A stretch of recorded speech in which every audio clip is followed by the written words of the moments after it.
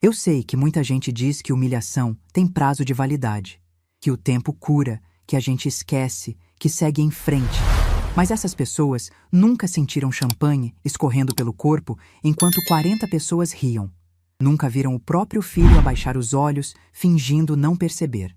Nunca ficaram paralisadas no meio de uma festa, segurando um presente que custou 1/3 do salário, ouvindo a própria nora transformar sua existência em piada. Meu nome é Marlene Ferreira dos Santos. Tenho 67 anos. E essa história começa numa noite de sábado, no salão de festas de um condomínio de luxo em Curitiba, onde eu descobri que tinha me tornado invisível para as pessoas que eu mais amava. Era o aniversário de 35 anos da minha nora, Viviane. Uma festa elegante, com buffet completo, garçons circulando, arranjos de flores que deviam custar mais do que minha aposentadoria inteira. Eu tinha recebido o convite por mensagem de texto, enviado pelo meu filho Renato, 3 dias antes do evento. 3 dias. Como se eu fosse uma conhecida qualquer que ele lembrou de incluir na lista de última hora. Mas eu fui. Claro que fui. Porque era a festa da esposa do meu filho, porque meu neto Pedro estaria lá, porque eu ainda acreditava que família era família, independente de como me tratavam. Escolhi meu melhor vestido, um azul marinho que Osvaldo, meu marido, tinha me dado no nosso último aniversário de casamento. Ele dizia que combinava com meus olhos. Passei a tarde no salão arrumando o cabelo, pintei as unhas, coloquei os brincos de pérola que eram da minha mãe. Queria estar bonita. Queria que eles tivessem orgulho de me apresentar. O presente eu escolhi com todo cuidado.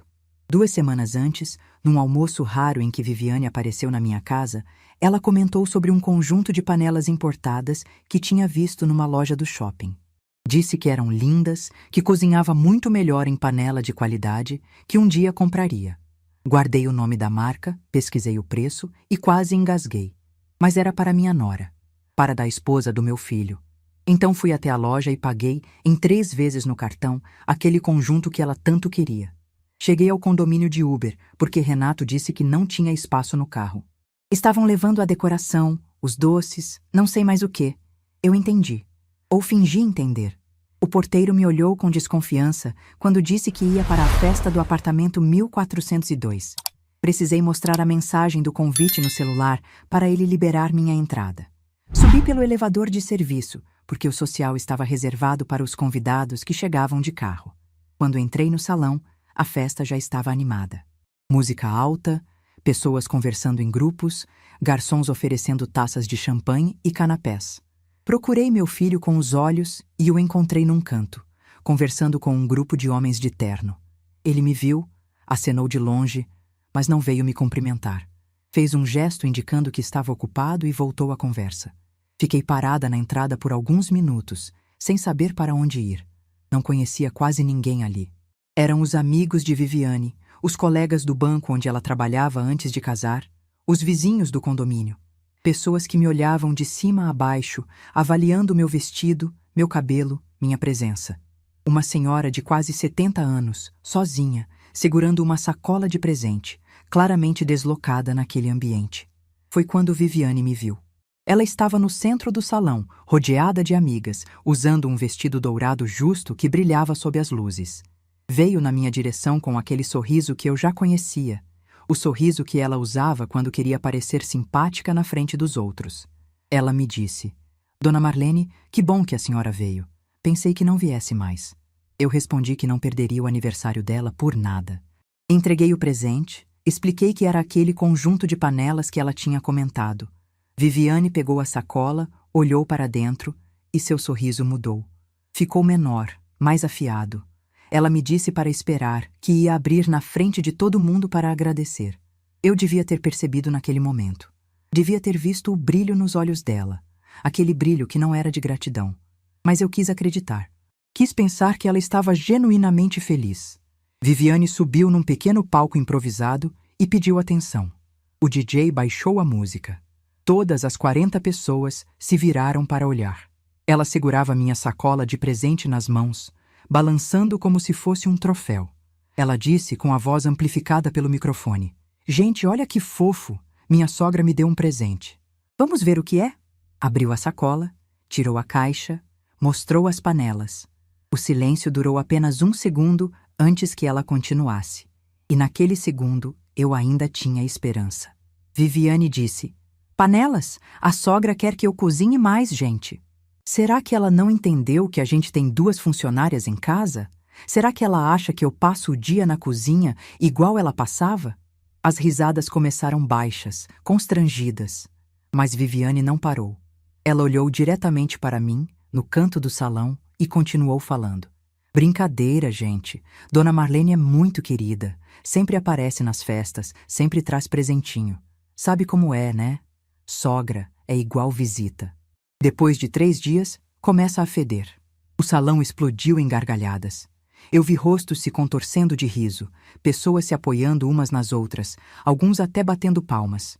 Vi os pais de Viviane sentados na mesa principal, rindo e acenando para a filha como se ela tivesse feito a piada mais inteligente do mundo. E vi meu filho. Renato estava parado perto do bar, com uma taça na mão, olhando para o chão. Ele não riu, mas também não disse nada. Não me defendeu. Não pediu para ela parar. Simplesmente ficou ali, em silêncio, enquanto sua mãe era transformada em motivo de chacota. Eu não consegui me mexer. Minhas pernas tinham virado concreto. Meu corpo inteiro estava paralisado. O rosto queimava de vergonha. Os olhos ardiam querendo chorar. Mas eu não ia dar esse gosto. Não ali. Não na frente daquela gente toda. Viviane desceu do palco e voltou para o grupo de amigas, ainda rindo da própria piada. A música voltou, as conversas recomeçaram e eu fiquei ali, no meu canto, tentando entender o que tinha acabado de acontecer. Foi então que uma das amigas de Viviane veio na minha direção. Uma loira de vestido vermelho, salto alto, maquiagem carregada. Ela segurava uma taça de champanhe e caminhava olhando para o celular, fingindo não me ver. Quando chegou perto, esbarrou em mim com o ombro e o champanhe inteiro derramou no meu vestido. Ela disse: "Ai, desculpa, nossa, que desastrada eu sou." Mas ela não estava nem um pouco arrependida. Eu vi o sorriso de canto. Vi o olhar que ela trocou com Viviane do outro lado do salão. Aquilo não foi acidente. Foi proposital. Foi mais uma camada de humilhação para completar a noite. Olhei para baixo e vi a mancha se espalhando pelo tecido azul marinho. O vestido que Osvaldo me deu. O vestido que eu guardava com tanto carinho, que usava apenas em ocasiões especiais. Estava arruinado. E junto com ele, qualquer resto de dignidade que eu ainda tentava manter. Fui para o banheiro sem dizer nada. Tranquei a porta, molhei papel toalha, tentei limpar a mancha. Mas champanhe em tecido escuro não sai assim. A mancha estava lá, enorme, bem no meio do vestido, como uma marca que todo mundo veria. E foi ali, naquele banheiro, debaixo daquela luz branca de hospital, que eu me olhei no espelho e não reconheci a mulher que vi. Quem era aquela pessoa? Aquela senhora de cabelos grisalhos, olhos vermelhos de lágrimas contidas, vestido manchado, sozinha num banheiro de festa de gente rica? O que tinha acontecido com Marlene, a mulher que criou um filho com amor infinito, que construiu uma família, que dedicou a vida inteira aos outros? Eu tinha me tornado invisível. Não, pior que isso. Eu tinha me tornado um incômodo. Uma presença indesejada que as pessoas toleravam por obrigação. A sogra que fede depois de 3 dias. A velha que não entende que os tempos mudaram. A mãe que não percebe que já não tem mais lugar. Fiquei naquele banheiro por 20 minutos. Quando saí, a festa continuava como se nada tivesse acontecido. Ninguém veio perguntar se eu estava bem. Ninguém notou minha ausência. Ninguém se importou. Peguei minha bolsa, meu casaco e saí pela porta dos fundos. Chamei um Uber na calçada do condomínio, esperando no frio da noite curitibana, com o vestido ainda úmido grudando na pele. O motorista me perguntou se estava tudo bem. Eu disse que sim, que era só cansaço. Ele não insistiu. Cheguei em casa perto da meia-noite. A casa estava escura, silenciosa, do jeito que fica desde que Osvaldo partiu há 9 anos. O mesmo sobrado de sempre, com as paredes que viram meu filho crescer, com a cozinha onde preparei milhares de refeições, com o quarto onde vivi as melhores e piores noites da minha vida. Acendi a luz da sala e o silêncio me abraçou. Não era um silêncio ruim. Era o silêncio de uma casa que me conhecia, que me aceitava, que não me julgava. Ali dentro, eu não era a sogra que fedia. Era apenas Marlene, a dona da casa, a viúva que aprendeu a viver sozinha. Fui direto para o quarto. Tirei o vestido manchado devagar, sentindo o tecido úmido se desprender da pele. Olhei para a mancha de champanhe uma última vez, antes de jogar no cesto de roupa suja. Aquele vestido nunca mais seria o mesmo, e talvez eu também não fosse. Vesti minha camisola velha, aquela de algodão desbotado que uso há mais de 10 anos. Deitei na cama, olhando para o teto, esperando o sono que não veio. O relógio na parede marcava as horas, e cada tique parecia repetir a risada daquelas pessoas, a voz de Viviane, o silêncio do meu filho. Foi quando olhei para a foto de Osvaldo na cabeceira. Meu marido, meu companheiro de quase 4 décadas, o homem que me ensinou tudo sobre dignidade e respeito próprio. Ele estava sorrindo naquela foto, com o olhar calmo de sempre, como se estivesse me dizendo alguma coisa. E então, eu ouvi a voz dele na minha memória. Uma frase que ele repetia sempre, em qualquer situação que envolvesse dinheiro, negócios ou família. Uma frase que eu tinha ouvido centenas de vezes, mas que naquela noite ganhou um significado completamente novo. Ele dizia: Marlene, amor é amor, mas papel é papel. Nunca assine nada sem entender, nunca empreste nada sem registrar. Porque no fim das contas, a verdade está sempre nos documentos. Levantei da cama como se tivesse levado um choque elétrico. O coração disparou, as mãos tremiam, mas não era medo, era outra coisa. Era como se uma porta que estava trancada há anos tivesse se aberto de repente. Fui até o armário do corredor, aquele armário antigo de madeira maciça que Osvaldo comprou quando nos casamos. No fundo, atrás de certidões amareladas e contas pagas há décadas, estava a pasta preta. A pasta que Osvaldo organizou nos últimos meses de vida, quando já sentia que o coração não ia aguentar muito mais tempo.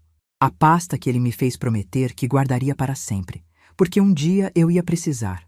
Naquela época, eu não entendi direito. Achei que era coisa de contador, mania de organização. Mas Osvaldo insistiu. Sentou comigo na mesa da cozinha, explicou cada documento, me fez repetir onde estava guardado. E antes de terminar, ele segurou minha mão e disse uma frase que ficou gravada. Marlene, se um dia nosso filho esquecer quem você é, esses papéis vão lembrar ele. Eu chorei naquele dia, achando que ele estava sendo dramático. Renato nunca esqueceria de mim. Era meu filho, meu único filho, o menino que eu criei com tanto amor. Como poderia esquecer? Mas Osvaldo conhecia as pessoas melhor do que eu. Ele via o que eu me recusava a ver. Sentei na cama com a pasta no colo e comecei a ler. Contrato social do restaurante Sabor e Alma, datado de 2008. Participação societária. Renato Ferreira dos Santos, 60%. Osvaldo Ferreira dos Santos e Marlene Ferreira dos Santos, 40%.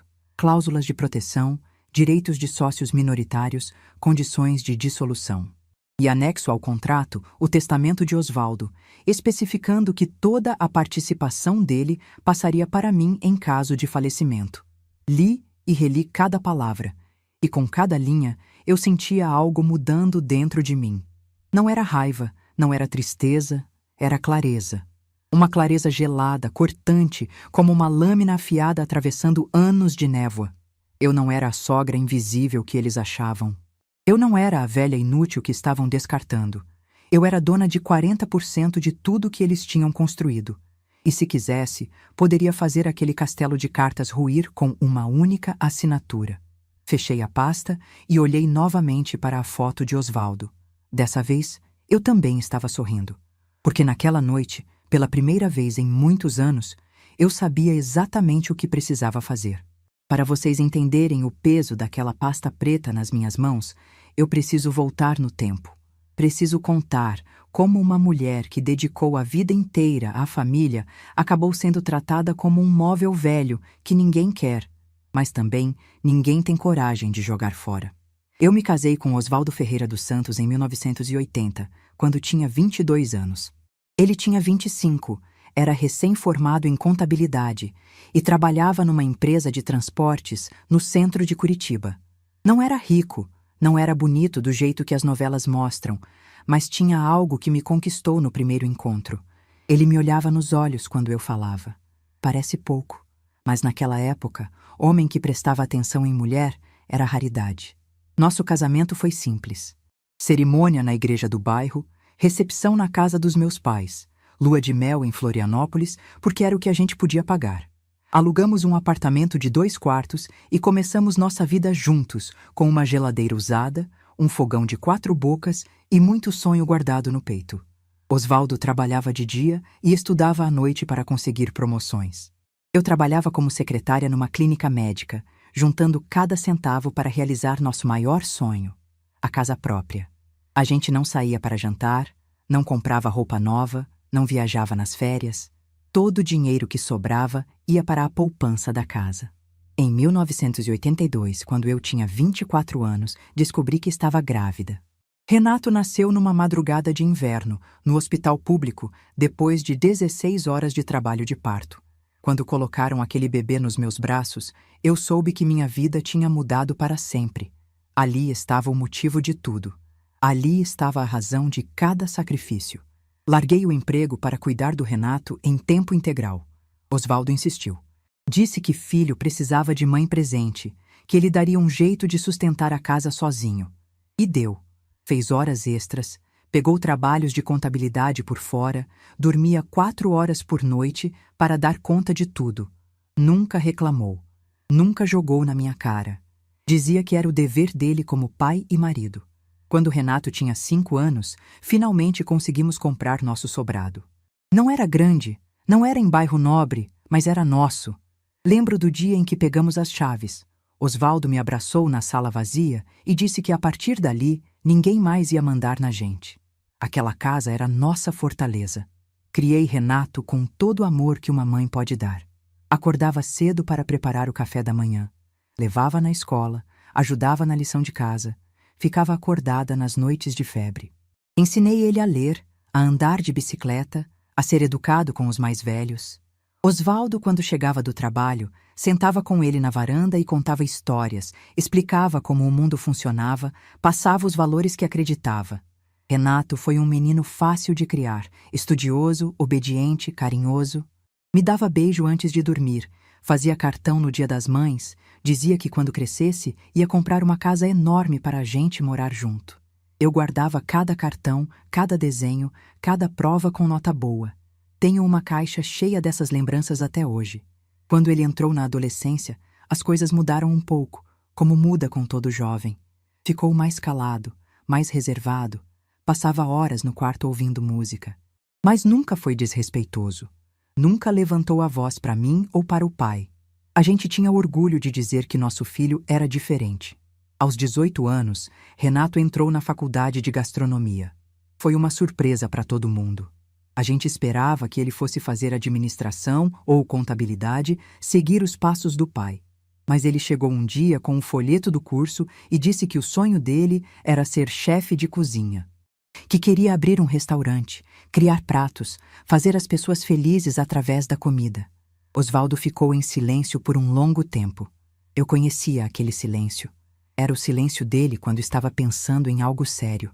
Depois de alguns minutos, ele olhou para o filho e disse apenas: "Se é isso que você quer, a gente apoia, mas vai ter que se dedicar de verdade." E Renato se dedicou. Se formou com honras, fez estágios em restaurantes renomados, aprendeu tudo o que podia sobre o ramo. Aos 25 anos, ele veio com a proposta que mudaria nossas vidas. Queria abrir o próprio restaurante. O problema era o dinheiro. Para montar um restaurante do jeito que ele sonhava, precisava de um investimento alto. Renato tinha juntado alguma coisa trabalhando, mas não era nem perto do necessário. Ele veio conversar com a gente numa noite de domingo, depois do jantar, com uma pasta cheia de planilhas e projeções. Osvaldo analisou tudo com cuidado. Fez perguntas, apontou riscos, pediu mais informações. Passou uma semana estudando o projeto antes de dar qualquer resposta. E quando finalmente chamou Renato para conversar, eu estava junto. Meu marido disse que acreditava no sonho do filho. Disse que via potencial no projeto, que o mercado de gastronomia em Curitiba estava crescendo, que Renato tinha talento e dedicação. E então disse que a gente ia ajudar.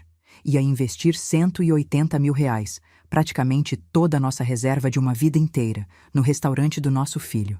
Renato chorou. Abraçou o pai, me abraçou, prometeu que não ia decepcionar.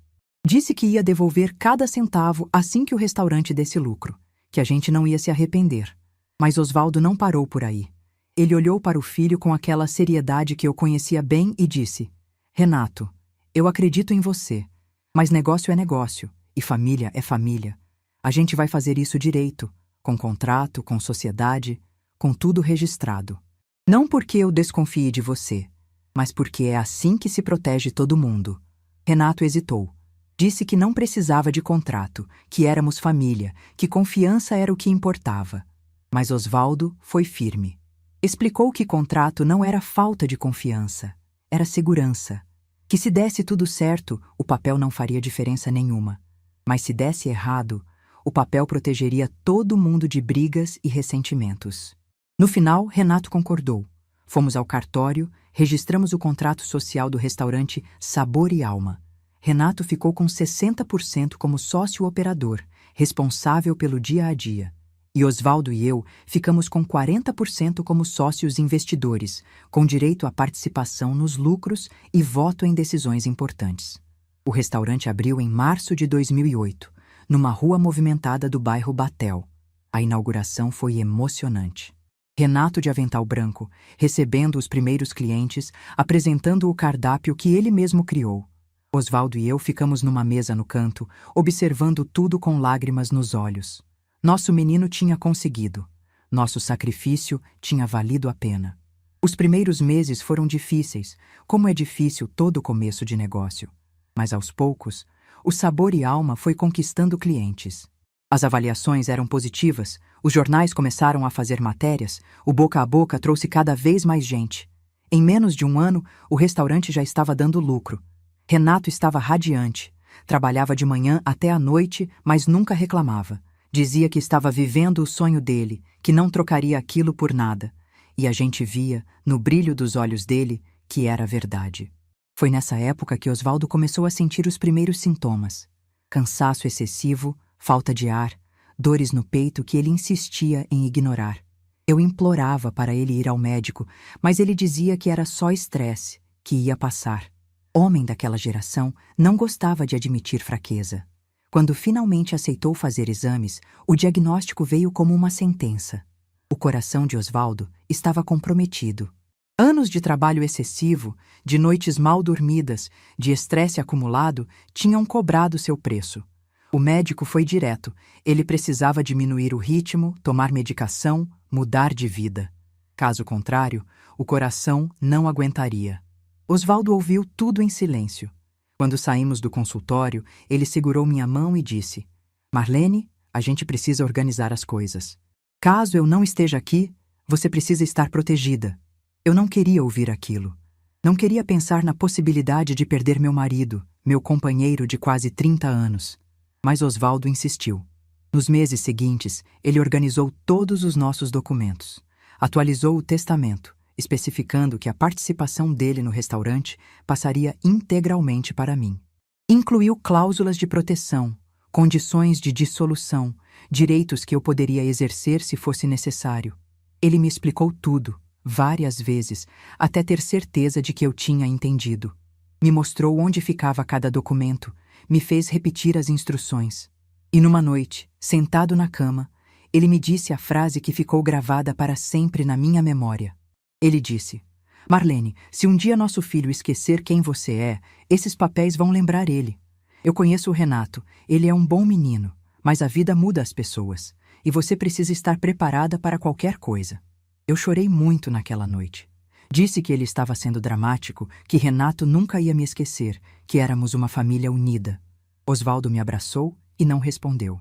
Apenas me abraçou, como se soubesse de algo que eu ainda não conseguia ver. 8 meses depois, numa manhã de domingo, Osvaldo se foi. Eu tinha ido preparar o café, como fazia todo dia. Quando voltei para a varanda com a xícara na mão, ele estava sentado na cadeira de sempre, com o jornal no colo, mas já não estava mais ali. O coração tinha parado de bater enquanto eu fervia a água. O velório foi uma névoa. Renato ficou do meu lado o tempo todo, segurando minha mão, dizendo que eu não estava sozinha. O restaurante fechou por 3 dias em respeito. Os funcionários mandaram flores, os clientes mandaram mensagens. Todo mundo dizia que Osvaldo era um homem bom, um homem íntegro. E era mesmo. Nos meses seguintes, eu tentei reconstruir minha vida. A casa ficou grande demais, silenciosa demais. Mas eu tinha Renato. Ele aparecia quase todo dia, trazia comida do restaurante, ficava conversando comigo até tarde. Dizia que eu era a pessoa mais importante da vida dele, que nunca ia me abandonar. E eu acreditei. Por que não acreditaria? Era meu filho. O menino que eu criei, que eu amamentei, que eu vi dar os primeiros passos. O homem que chorou no meu ombro quando o pai partiu. Foi 2 anos depois que Viviane apareceu. Renato a trouxe para jantar numa noite de sábado, todo animado, dizendo que tinha conhecido alguém especial. Ela era bonita, elegante, trabalhava no banco. Sorriu para mim, elogiou a casa, disse que Renato só falava coisas boas a meu respeito. Eu quis gostar dela. Quis acreditar que meu filho tinha encontrado uma boa companheira. Mas algo no olhar de Viviane me incomodava. Um brilho calculista, uma frieza por trás do sorriso. Osvaldo teria percebido na hora, mas Osvaldo não estava mais ali para me alertar. O namoro foi rápido. Em menos de 1 ano, estavam noivos. Em 2 anos, casados. E a partir dali, tudo começou a mudar. No início, eram pequenas coisas. Viviane sugeria que eles não podiam jantar comigo toda semana porque tinham compromissos. Depois, as visitas foram ficando mais espaçadas. Os telefonemas, mais curtos. As desculpas, mais frequentes. Quando Pedro nasceu, eu achei que as coisas melhorariam. Finalmente a avó. Finalmente poderia ajudar, ser útil, fazer parte da vida deles. Mas Viviane me manteve à distância. Dizia que eu pegava o bebê errado, que fazia barulho demais, que minha casa era inadequada para uma criança. Renato assistia a tudo calado. Às vezes concordava com a esposa, às vezes fingia não ouvir. O filho que prometeu nunca me abandonar tinha se transformado num estranho que me visitava por obrigação. E a sociedade no restaurante? Nunca mais foi mencionada. Quando o assunto surgia, Viviane mudava de conversa. Renato dizia que estava tudo sob controle, que eu não precisava me preocupar. Os lucros que teoricamente me pertenciam nunca apareceram na minha conta. Eu deixei passar. Ano após ano, deixei passar. Porque era meu filho, porque eu não queria causar problemas, porque achava que amor de mãe significava engolir calada. Até aquela festa, até aquele vestido manchado, até aquela pasta preta que Osvaldo deixou para me proteger. Meu marido sabia. Mesmo antes de partir, ele sabia que um dia eu ia precisar daqueles documentos. E finalmente, 9 anos depois, eu estava pronta para usá-los. Na manhã seguinte à festa, eu acordei diferente. Não sei explicar direito, mas era como se alguém tivesse trocado uma peça dentro de mim durante a noite. A Marlene, que dormiu chorando, não era a mesma que acordou com o sol entrando pela janela. Levantei às 6 da manhã, tomei um banho demorado, preparei meu café com calma. Sentei na mesa da cozinha com a pasta preta na minha frente e reli cada documento mais uma vez. Queria ter certeza absoluta do que eu tinha nas mãos antes de dar qualquer passo. O contrato social estava ali, com todas as assinaturas reconhecidas em cartório. A participação de 40% era clara, incontestável. O testamento de Osvaldo especificava que toda a parte dele passava para mim. E havia ainda uma cláusula que eu tinha ignorado na noite anterior, talvez porque estava emocionada demais para prestar atenção nos detalhes. A cláusula dizia o seguinte: em caso de descumprimento das obrigações societárias, incluindo a não distribuição de lucros por período superior a 3 anos, o sócio minoritário poderia solicitar a auditoria completa das contas e, se comprovada a má-fé, requerer dissolução parcial da sociedade com apuração de haveres. Em palavras simples, se eles não me pagaram o que me deviam por mais de 3 anos, eu tinha o direito de exigir uma investigação completa. E se ficasse provado que estavam me enganando, eu podia forçar a venda da minha parte pelo valor real de mercado, travando qualquer operação financeira da empresa até a resolução. Osvaldo era um gênio. Ele previu tudo isso. Colocou essa cláusula pensando num futuro que ele nem viveria para ver. E agora, 9 anos depois, Aquelas palavras eram minha armadura. Mas eu não queria agir por impulso. Não queria que dissessem que eu estava sendo vingativa, que era uma velha amargurada querendo destruir a família. Eu queria fazer tudo certo, dentro da lei, com documentos e provas que ninguém pudesse contestar. Peguei meu celular e liguei para Dona Berenice, uma amiga do grupo de viúvas que frequento na igreja. O marido dela tinha sido advogado empresarial antes de se aposentar, e ela sempre falava de um colega dele que ainda atuava na área. Expliquei que precisava de uma consulta urgente, sem dar muitos detalhes. Ela me passou o número do Dr. Augusto Mendes, especialista em direito societário. Liguei na mesma hora. A secretária disse que ele só tinha horário para a semana seguinte, mas quando mencionei que era um caso envolvendo sociedade em restaurante e possível fraude contra sócio idoso, ela pediu para eu aguardar. 2 minutos depois, voltou dizendo que o doutor podia me receber naquela mesma tarde. O escritório do Dr. Augusto ficava num prédio comercial no centro de Curitiba. Era um lugar discreto, sem luxo exagerado, mas organizado e profissional. Ele me recebeu com um aperto de mão firme e um olhar atento. Devia ter uns 60 e poucos anos, cabelos grisalhos, óculos de armação grossa. Me lembrou um pouco o Osvaldo na forma metódica de falar. Sentei na cadeira em frente à mesa dele e contei tudo.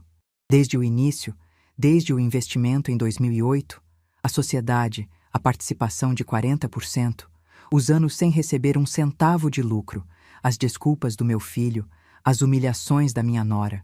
Contei sobre a festa, sobre a piada, sobre o champanhe no vestido. E mostrei a pasta preta com todos os documentos. Dr. Augusto ouviu em silêncio, fazendo anotações num bloco. Quando terminei, ele pegou os documentos e examinou cada um com cuidado. Ficou uns 15 minutos lendo, relendo, verificando datas e assinaturas. Depois tirou os óculos, olhou para mim e disse uma frase que mudou tudo. Ele disse: "Dona Marlene, a senhora sabe que tem uma bomba nas mãos, não sabe?" Eu respondi que estava começando a entender. Ele explicou a situação de forma clara. O restaurante Sabor e Alma, que começou com uma única unidade, agora tinha 3 filiais em Curitiba. Segundo informações públicas disponíveis na junta comercial, o faturamento anual estimado era de alguns milhões de reais. E eu, como sócia de 40%, tinha direito a uma fatia proporcional dos lucros de todos esses anos. Mas não era só isso. Ele descobriu algo que eu desconhecia. O restaurante tinha um financiamento em andamento com um banco grande. Um pedido de crédito de R$ 1.200.000 para abrir a 4ª unidade. E para conseguir esse dinheiro, eles tinham apresentado a documentação societária ao banco, incluindo o contrato original que me listava como sócia. O problema é que em nenhum momento eles me consultaram sobre essa operação. Nenhuma assinatura minha, nenhuma autorização. E segundo o contrato social, qualquer financiamento acima de determinado valor precisava da aprovação de todos os sócios. Dr. Augusto me olhou por cima dos óculos e perguntou: "Dona Marlene, a senhora quer resolver isso de forma amigável ou quer exercer seus direitos de forma oficial?" Eu pensei por alguns segundos. Pensei no rosto do meu filho, no abraço que ele me deu quando o pai partiu, nas promessas que ele fez. Pensei também na piada de Viviane, nas risadas daquelas pessoas, no vestido manchado, e respondi com toda a calma que consegui reunir. Eu disse que queria exercer meus direitos, mas queria fazer de forma legal, documentada, sem dar margem para acusações de que eu estava agindo por mágoa. Doutor. Augusto sorriu pela primeira vez. Disse que eu estava tomando a decisão certa, e então me explicou o plano. O primeiro passo seria enviar uma notificação formal ao restaurante solicitando acesso aos balanços e demonstrativos financeiros dos últimos 5 anos. Como sócia, eu tinha esse direito garantido por lei. Se eles se recusassem ou demorassem demais, isso já seria uma irregularidade que poderíamos usar. O segundo passo seria comunicar oficialmente ao banco sobre minha posição societária e questionar se minha autorização havia sido incluída no processo de financiamento. Se não tivesse, o banco seria obrigado a suspender a análise até regularização. Assinei uma procuração dando poderes ao Dr. Augusto para agir em meu nome. Paguei os honorários iniciais que ele fez questão de parcelar porque sabia que eu vivia de aposentadoria. E saí daquele escritório sentindo algo que não sentia há anos, controle sobre minha própria vida. A notificação foi enviada na segunda-feira. A comunicação ao banco na terça. E então, eu esperei. Não precisei esperar muito. Na quarta-feira, exatamente uma semana depois da festa de aniversário de Viviane, meu telefone tocou às 9h30 da manhã. Era Renato.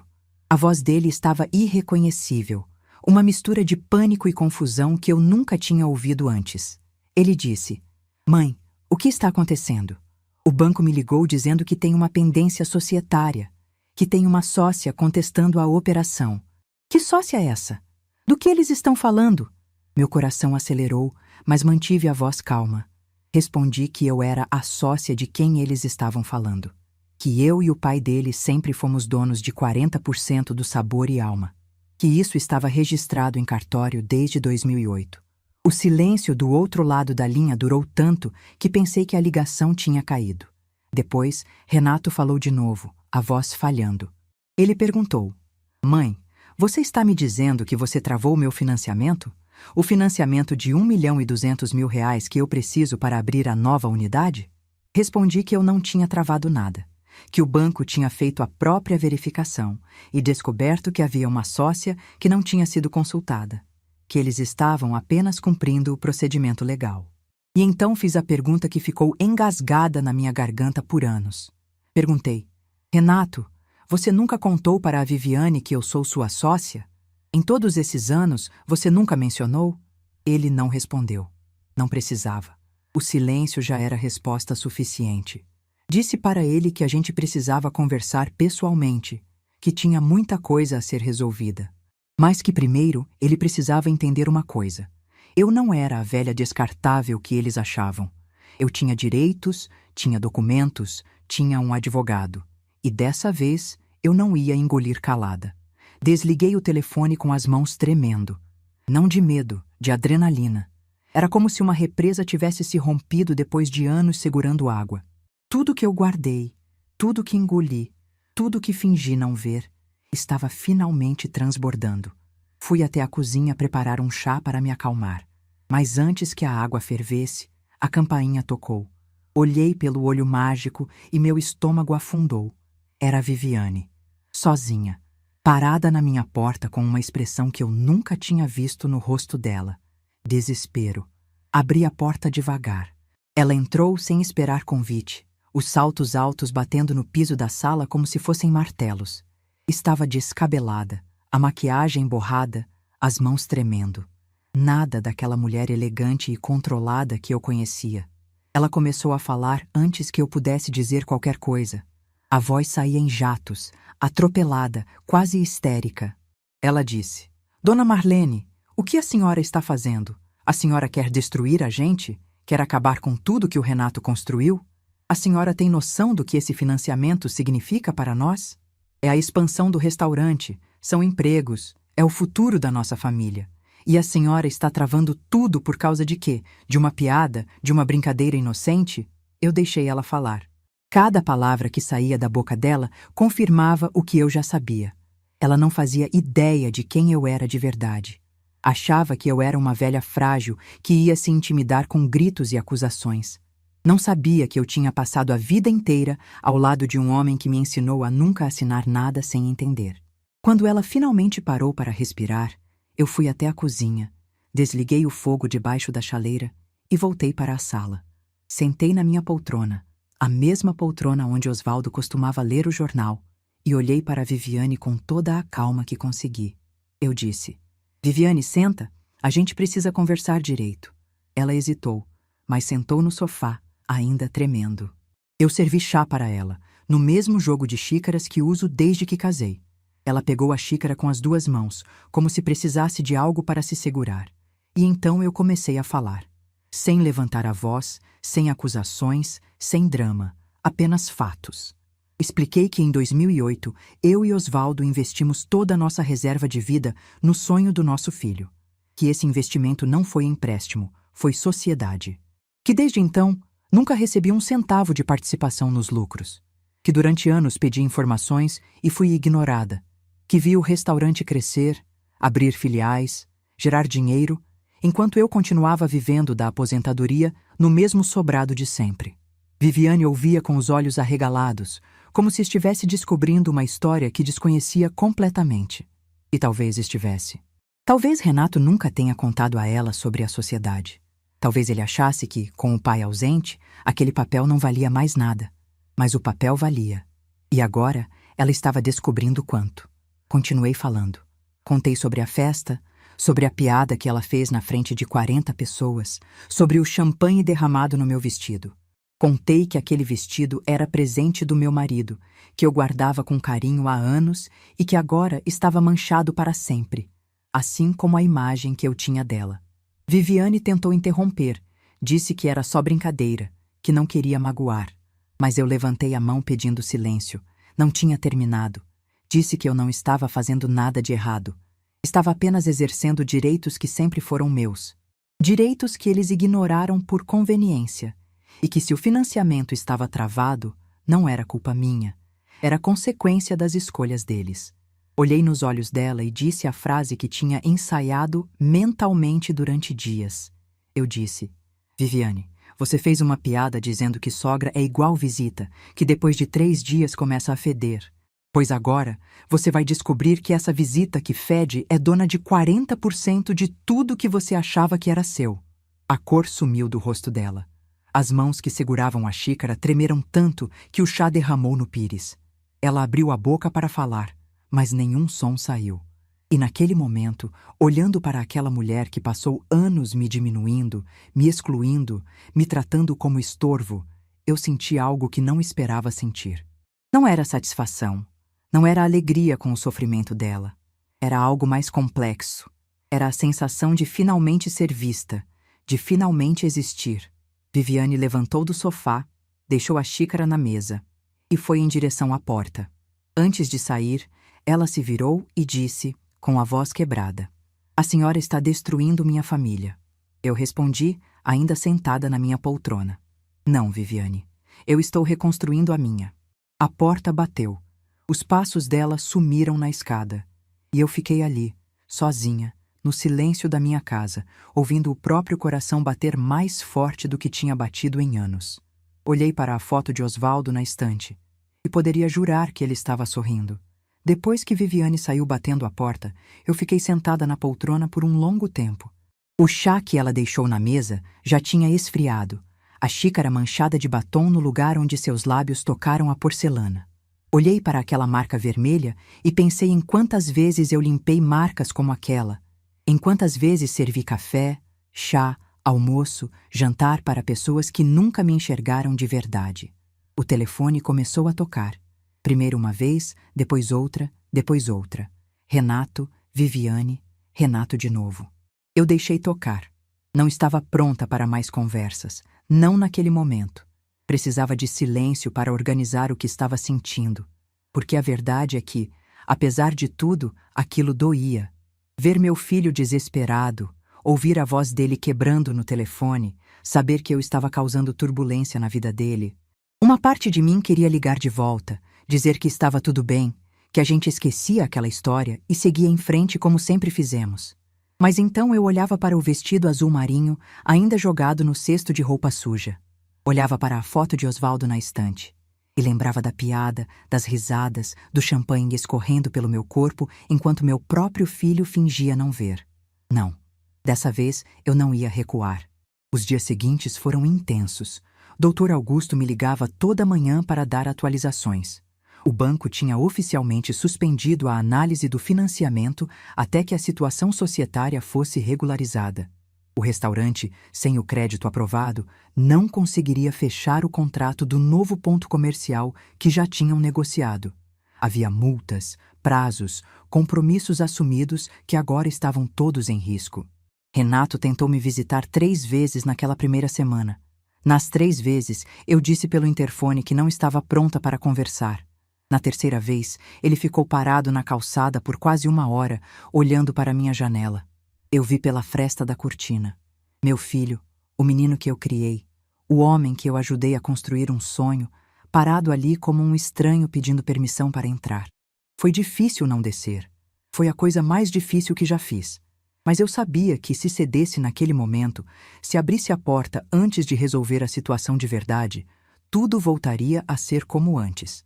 Promessas vazias, desculpas convenientes, e eu de volta ao meu lugar de sempre, o canto invisível da família. Na segunda semana, recebi uma ligação diferente. Era o advogado de Renato, um tal de doutor Fábio, pedindo para marcar uma reunião formal entre as partes. O tom dele era educado, mas eu percebia a tensão por trás das palavras. Eles queriam negociar. Dr. Augusto me orientou a aceitar. Disse que era melhor resolver na mesa de negociação do que no tribunal, que processos judiciais eram longos, caros e desgastantes para todo mundo. Concordei, mas fiz uma exigência. A reunião seria no escritório do meu advogado, não no deles. Eu não ia me deslocar até o território inimigo. A reunião aconteceu numa quinta-feira à tarde. Cheguei ao escritório do Dr. Augusto meia hora antes, nervosa de um jeito que não sentia há anos. Vesti meu segundo melhor vestido, um verde escuro que Osvaldo também gostava, e coloquei os mesmos brincos de pérola da minha mãe. Queria me sentir forte. Queria que eles vissem que eu não era a mesma mulher da festa. Renato chegou pontualmente, acompanhado do advogado dele e, para minha surpresa, de Viviane. Ela estava diferente daquela mulher descabelada que invadiu minha casa. Tinha voltado a usar a máscara de sempre. Maquiagem impecável, roupa cara, postura ereta. Mas os olhos contavam outra história. Os olhos estavam cansados, com olheiras que a maquiagem não conseguia esconder. Sentamos em lados opostos da mesa de reunião. De um lado, eu e Dr. Augusto. Do outro, Renato, Viviane e Dr. Fábio. No meio da mesa, uma pilha de documentos que representavam anos de história, dinheiro, sacrifício. E agora, conflito. Dr. Fábio começou. Disse que seus clientes reconheciam que houve falhas na comunicação societária ao longo dos anos, que estavam dispostos a regularizar a situação e oferecer uma compensação justa à dona Marlene. Tirou uma proposta por escrito e empurrou pelo meio da mesa. Dr. Augusto pegou o papel e leu em voz alta para que eu entendesse cada detalhe. A proposta era a seguinte: eles pagariam R$150 mil à vista pela minha participação de 40%. Eu assinaria a transferência das cotas e sairia da sociedade definitivamente. Fim da história. R$150 mil. Por 40% de um negócio que faturava milhões por ano. Por quase 2 décadas de direitos ignorados. Por toda uma vida de sacrifício. Eu olhei para Renato. Ele estava com os olhos fixos na mesa, evitando o meu olhar. Viviane, ao contrário, me encarava diretamente, como se tentasse me intimidar com a força do olhar. Pedi licença e me levantei. Fui até a janela do escritório, olhando para a cidade lá embaixo, os carros passando, as pessoas caminhando, sem saber que ali em cima uma mãe estava decidindo o futuro da relação com seu único filho. E então me virei e disse não. O silêncio que se seguiu foi absoluto. Viviane abriu a boca para protestar, mas Dr. Fábio levantou a mão pedindo calma. Renato finalmente ergueu os olhos e me olhou, uma mistura de surpresa e algo que parecia esperança, como se uma parte dele quisesse que eu recusasse. Voltei para minha cadeira e expliquei minha posição. Disse que não queria destruir o restaurante. Não queria ver meu filho falir. Não queria vingança. O que eu queria era justiça, reconhecimento, respeito. Dr. Augusto, então, apresentou nossa contraproposta. Ele tinha passado a semana inteira preparando, com base em avaliações de mercado, análise de faturamento e cálculos de participação nos lucros dos últimos anos. O valor justo da minha parte, segundo os cálculos, era de R$640 mil. Mais um acerto retroativo de lucros não distribuídos. R$180 mil. Total, R$820 mil, pagos em 24 parcelas mensais. Viviane ficou pálida. Dr. Fábio começou a folhear os documentos, procurando alguma brecha. Renato continuava em silêncio, processando os números. Mas eu não tinha terminado. Disse que o dinheiro era importante, mas não era o mais importante. Havia outras condições. Primeira condição: Renato jantaria comigo pelo menos 2 vezes por mês. Não jantares formais em restaurante chique. Jantares na minha casa, na mesa onde ele cresceu, comendo a comida que eu preparasse. Só nós dois, sem Viviane, sem telefone, sem pressa. Segunda condição: Pedro, meu neto, passaria um final de semana por mês comigo. Um final de semana inteiro, de sexta à noite até domingo à tarde, para que ele conhecesse a avó de verdade, não a figura distante que aparecia em festas para ser motivo de piada. Terceira condição: Viviane me escreveria uma carta de desculpas. Não um pedido informal, não um áudio de WhatsApp. Uma carta escrita à mão, reconhecendo a humilhação que me causou na festa de aniversário. Essa carta ficaria comigo, como registro de que o que aconteceu foi real e foi reconhecido. Quando terminei de falar, o silêncio era tão denso que eu podia ouvir o relógio na parede do escritório. Dr. Fábio olhou para seus clientes, claramente esperando que eles rejeitassem as condições. Viviane estava vermelha de raiva contida, os lábios apertados numa linha fina. Mas foi Renato quem falou primeiro. E o que ele disse me surpreendeu. Ele disse: "Eu aceito." Viviane se virou para ele como se tivesse levado um tapa.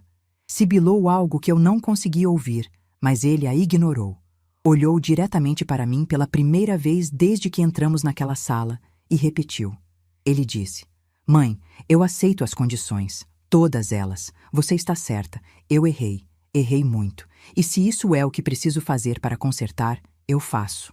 Viviane levantou da cadeira furiosa. Disse que aquilo era absurdo, que era humilhação, que ela não ia escrever carta nenhuma pedindo desculpas para ninguém. Dr. Fábio tentou acalmá-la, mas ela não queria ouvir. Disse que preferia deixar o financiamento cair, que arrumava dinheiro de outro jeito, que não ia se rebaixar. E então, Renato fez algo que eu nunca tinha visto ele fazer em todos os anos de casamento.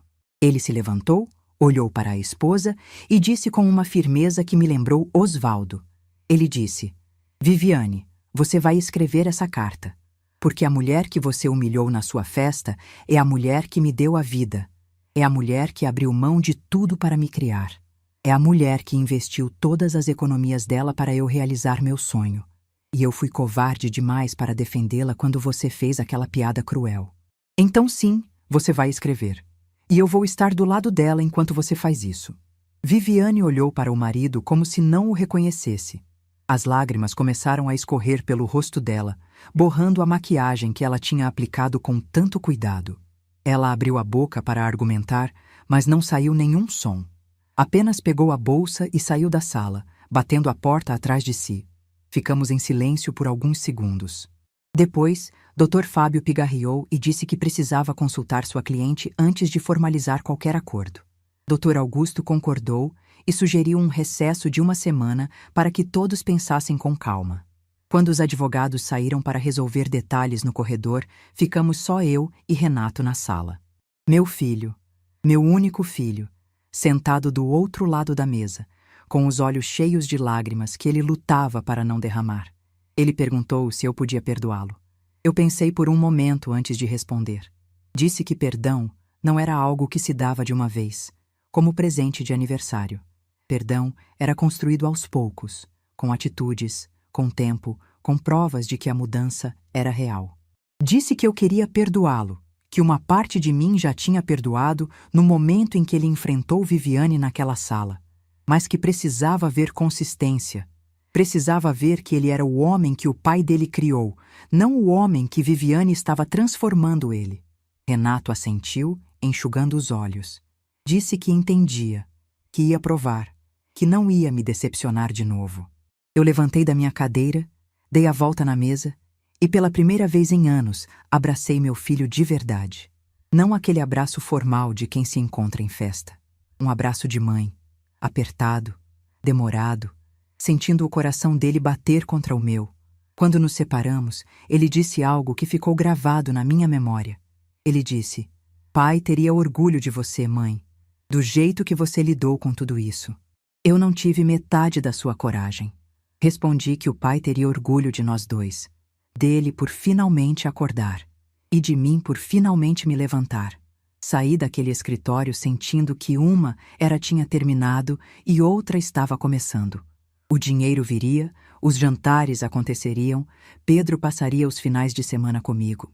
Mas mais importante que tudo isso era saber que meu filho, em algum lugar debaixo daqueles anos de omissão, ainda era o menino que eu criei. A carta de Viviane chegou 5 dias depois. Escrita à mão, em papel timbrado, com a letra tremida de quem escreveu contra a vontade.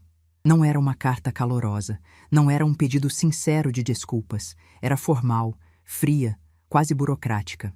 Li cada linha sentada na mesa da cozinha, com uma xícara de café ao lado. Ela dizia que reconhecia ter sido inadequada na festa de aniversário, que os comentários feitos não refletiam seus verdadeiros sentimentos, que lamentava qualquer constrangimento causado. Palavras escolhidas com cuidado para admitir o mínimo possível enquanto cumpria a exigência. Mas era uma carta. E cada palavra ali representava algo que ela nunca imaginou ter que fazer. Reconhecer que a sogra que ela desprezava tinha poder. A mulher que achava que podia me humilhar em público sem consequências, agora estava assinando um documento admitindo o erro. Dobrei a carta com cuidado e coloquei num envelope. Depois, caminhei até o quarto e abri o armário do corredor. No fundo, atrás das certidões e documentos antigos, estava a pasta preta. A mesma pasta que Osvaldo organizou com tanto cuidado, a mesma pasta que guardava os contratos que me protegeram. Guardei a carta ali dentro, junto com os outros documentos.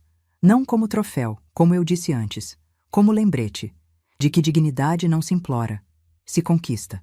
Fechei a pasta e passei a mão pela capa de couro gasta. Osvaldo tinha razão desde o início. Amor é amor, mas papel é papel. E agora eu tinha todos os papéis que precisava para recomeçar. 8 meses se passaram desde aquela reunião no escritório do Dr. Augusto. 8 meses que pareceram uma vida inteira, porque foi exatamente isso que aconteceu. Eu comecei a viver de novo. Estou sentada agora na varanda do meu sobrado, o mesmo sobrado onde criei meu filho, onde vivi com Osvaldo por quase 4 décadas, onde passei anos me sentindo invisível. Mas a varanda está diferente. Tem vasos novos com flores que eu mesma plantei, uma cadeira de balanço que comprei num antiquário do centro e uma mesinha onde apoio minha xícara de café toda manhã enquanto vejo o sol nascer. A primeira parcela do acordo chegou 30 dias depois da assinatura do contrato. R$ 34.166. Parece um número estranho, mas é o resultado de 820 mil divididos por 24 meses. Quando vi aquele valor na minha conta, fiquei olhando para a tela do celular por vários minutos. Não era o dinheiro em si que me emocionava. Era o que ele representava, reconhecimento. Depois de tantos anos sendo ignorada, finalmente alguém estava dizendo, em números, que meu sacrifício tinha valor. Com as primeiras parcelas, fiz coisas que adiei a vida inteira.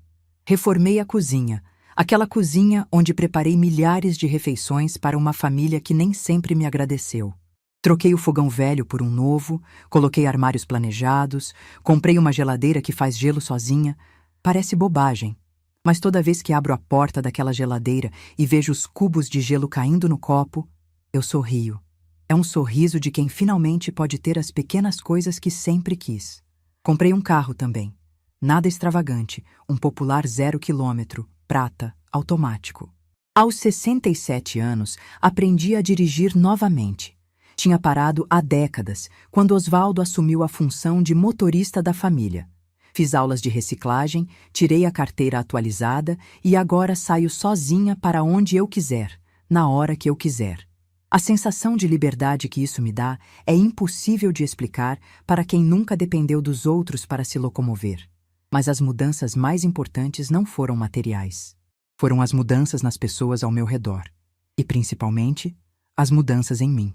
Renato cumpriu cada palavra do acordo. Toda segunda e toda quinta quinzena, ele aparece na minha porta às 7 da noite. Sozinho, como combinamos. Sem Viviane, sem telefone tocando, sem pressa de ir embora. A gente senta na mesa da cozinha, eu sirvo a comida que preparei com carinho e conversamos. Conversamos de verdade, como não fazíamos há anos. No começo, os jantares eram estranhos. Renato chegava tenso, sem saber o que dizer, como se estivesse cumprindo uma obrigação.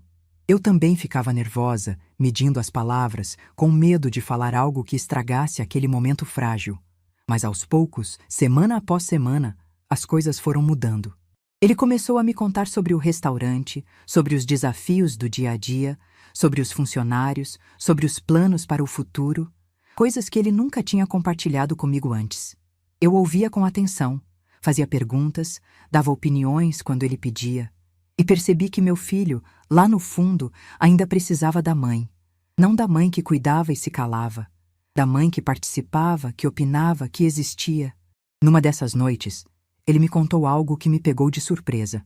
Disse que depois de tudo o que aconteceu, ele e Viviane fizeram terapia de casal, que as coisas entre eles tinham mudado também, que Viviane tinha entendido, pela primeira vez, o quanto ela tinha sido cruel comigo ao longo dos anos. Não sei se acredito completamente nisso, mas vi nos olhos do meu filho que ele acreditava. E por enquanto, isso basta. Pedro, meu neto, vem passar um final de semana por mês comigo, de sexta à noite até domingo à tarde, como acordamos. No primeiro final de semana, ele chegou tímido, sem saber direito o que fazer numa casa sem videogame, sem tablet, sem televisão de 50 polegadas. Mas eu tinha preparado outras coisas. Ensinei ele a fazer bolo de chocolate, a mesma receita que ensinei para o pai dele quando era criança. Mostramos fotos antigas do álbum de família, e ele ficou fascinado vendo o pai de shorts e camiseta, brincando no quintal dessa mesma casa. Contei histórias do avô Osvaldo, histórias que Renato nunca teve tempo de contar.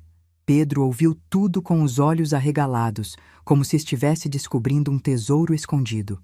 No segundo final de semana, ele já chegou animado. Perguntou se a gente ia fazer bolo de novo, se eu ia contar mais histórias do avô. E foi assim que nasceu nossa tradição. Toda visita, uma receita nova e uma história antiga. Pedro agora sabe fazer bolo de cenoura, pudim de leite, pão de queijo. E conhece histórias que nem o pai dele lembra. Ele me chama de Vó Lene. Não sei quando começou, mas agora é assim que ele me chama. Toda vez que ouço essa voz de criança dizendo Vó Lene, meu coração se enche de uma alegria que eu achava que nunca mais ia sentir. É o tipo de alegria que não se compra com dinheiro, que não se conquista com contratos. É a alegria de ser amada por quem você é, não pelo que você pode oferecer. Viviane e eu nos vemos pouco. Quando ela vem buscar Pedro no domingo, fica esperando no carro. Às vezes acena de longe, às vezes nem isso. A relação entre nós é de uma cordialidade gelada, e sinceramente está bom assim. Não preciso que ela goste de mim. Preciso apenas que me respeite. E isso, pelo menos por enquanto, ela está fazendo. A carta de desculpas continua guardada na pasta preta, junto com os outros documentos. Nunca mostrei para ninguém, nunca comentei com Renato. É um assunto encerrado, um capítulo fechado. Mas de vez em quando estou sozinha e pensativa, abro a pasta e releio aquelas palavras frias, formais, escritas por obrigação.